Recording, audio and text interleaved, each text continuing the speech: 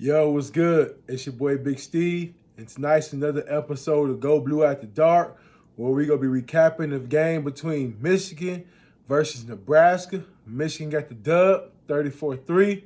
Let's get into it. So another week, another dub. Michigan improves to 10-0 behind a solid running game once again. Blake Core gets it done. Questionable passing game. Same old same for the last couple of weeks. But like I said, we got the dub, so let's get into it. So this to start off on the offensive side of things. JJ didn't have a good game once again. 8 for 17, 129 yards, 2 touchdowns.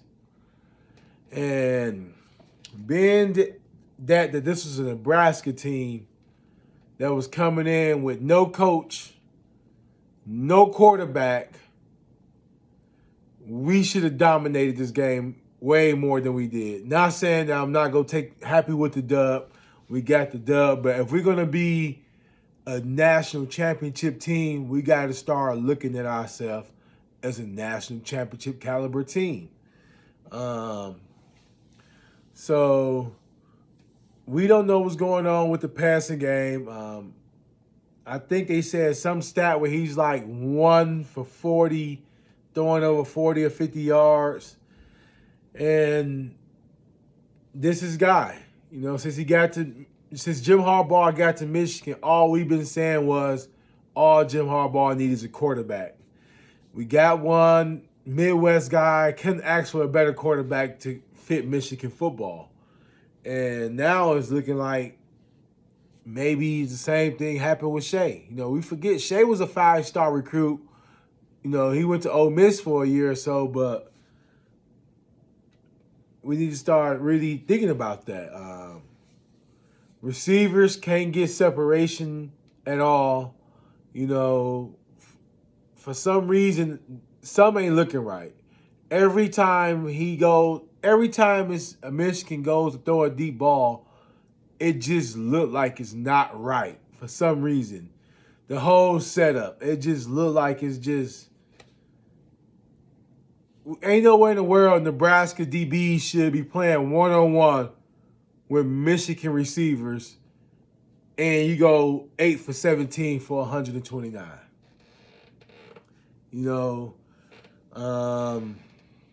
Blake Core probably, two games closer to winning the Heisman. 28 of 162 in a touchdown. I will say this. I saw him hopping one time right towards the end of the game. He was hobbling a little bit coming off the field. And I thought, there it go again. There it go. But he came back in, had about 2 good runs, and he probably showed that he's okay. C.J. Stokes, 8 carries, 68 yards. Rodney Bell led the receivers, 4 catches, 72 yards and a touchdown. Running game, offensive line, same as usual. The whole season they've been dominant. Probably one of the best offensive line units Michigan's ever had. I still like that Louise, and I think that was the 2016 offensive line was monsters, but I like this offensive line as well.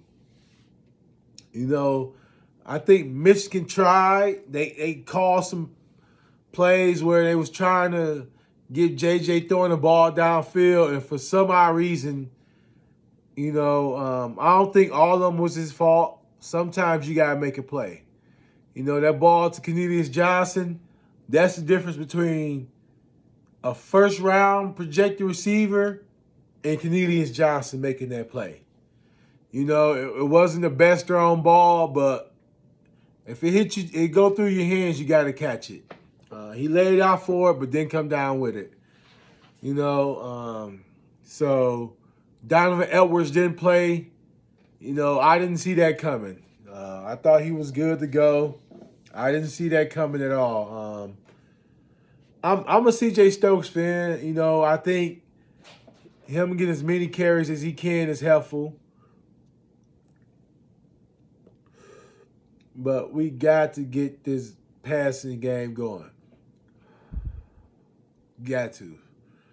Because right now, coming to this season, it was JJ for Heisman. I remember after week 3, he was, far as the odds go to win Heisman, he was, top 5. And now he's looking, if you go back last year, I believe K was looking better at this time of the year. And that's not saying a lot. I think JJ has some good runs, this year in big games where he kind of separated himself right there. But as far as just throwing the ball, ever since after week 3, I think he only completed one pass over 40 yards. And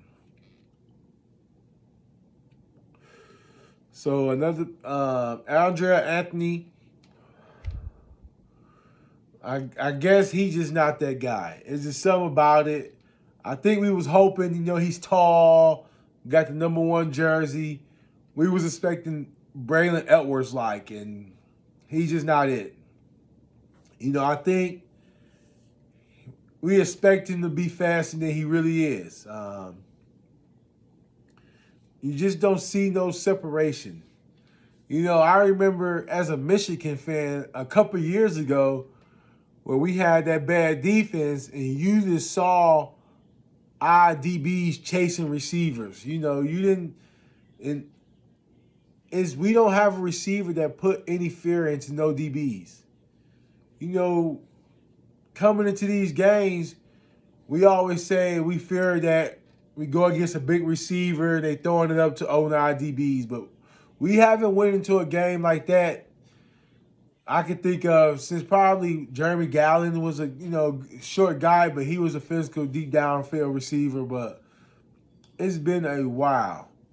We had Donovan Peoples-Jones and Nico Collins, and for some reason we're not developing receivers like that. And to be honest, who is our receiver coach?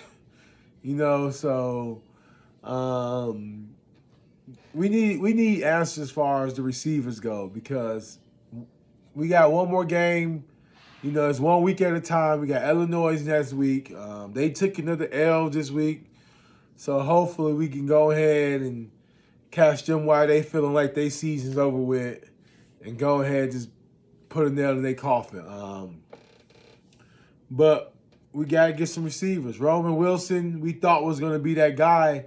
After week 3, we felt that he was going to be the guy that's put fear in the defense and who can take the top off the defense, but he's been hurt and it's just not coming together.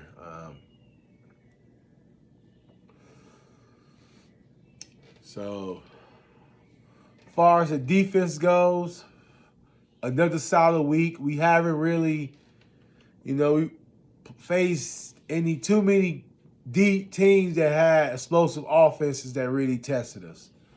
I think Maryland had a good receiving core.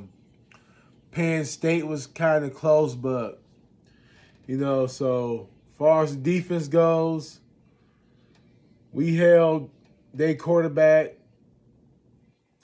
Chuba Purdy, to 6'11" for 56 yards. He also led the team in rushing for him for 5 carries and 39 yards. Their leading receiver was Marcus Washington, had 2 catches for 36 yards. I will say I was impressed. Coming into the game, I felt Palmer was going to be a problem for us. And 5 catches for 12 yards. Defense doing their thing right now. Mike Morris went down in the 4th quarter. I'm hearing rumors that it's supposed to be a cramp or a Charlie horse. So I'm hoping. That's what I'm hoping as well. He got up, so it didn't look too severe, but you never know. We really can't afford to lose him right now. Upshaw, I don't know why Upshaw even for some reason, I think he's a 5th or 6th year senior, and he had this issue before where he get roughing the passer or these, weird penalties every time. Like, it's frustrating. But for some reason, Harbaugh likes him. He keeps him in the game. Mason Graham. Mason Graham is a beast. Him and Grant gonna be some monsters. And we can keep, the D-line is monstrous as far as right now and years to come. Derek Moore, Mason Graham, them boys gonna be some monsters. Secondary looks solid. Will Johnson is coming along nice. He's coming along nice, and I'm gonna love to see that matchup with him versus Marvin Harrison Jr. Will Johnson's a tall, lanky corner, got some speed to him. And, we saw what happened with Green. He lost a couple jump balls. DJ Turner is not the most. He's a physical, fast corner, but he's not the most. He don't have the most height. He give up a lot of jump balls as well. So if Will Johnson can, come into this game as well and get more playing time and build more confidence, that matchup with him versus Marvin Harrison is going to be big. So defense outside of Mike Morris, everybody look like they ready to go. Junior Colston, like I said, I don't know if we just haven't needed him to be a downhill tackler like that, or he just not that guy we expected him to be. He's not a Devin Bush or a Cam McGrone. But, I like Moore. I like our safeties. I love our safeties. I say Michael Barrett, the linebacker, 28. This guy, 28. I'm going to have to look at him again. He's a senior. I think he's Washington. Let me check. I'm going to have to look into him. I saw his Quentin Johnson, I believe. I don't know what position is he playing. I don't know who is he playing for. But yes, Quentin Johnson, a safety. Defensive back. I don't know if he's been at nickel or what, but I know the last 2 games I've been seeing him out there a lot more. So I'm going to keep my eye on him this Illinois game. He's kind of a, little height, 5'11", got a little weight on him. He looked bigger than 202 pounds. But he's definitely somebody to keep your eye on, these last couple games.